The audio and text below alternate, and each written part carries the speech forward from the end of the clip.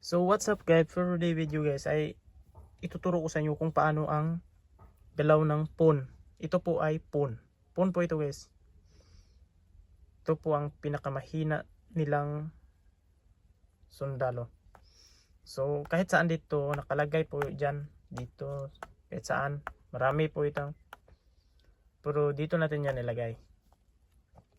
Bali kung nauna ka pa kanang hindi po ito nagalaw dito, dapat mo pwede kang ganyan, basta una pa yung pawn, hindi pa yung nagalaw mo.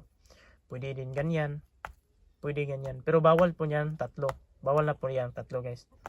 So yan lang po ang galaw niya, diyan, tapos dito. Yan po ang galaw ng pawn. Kung ito naman ay kumakain guys, yan na po ay kumakain. For example,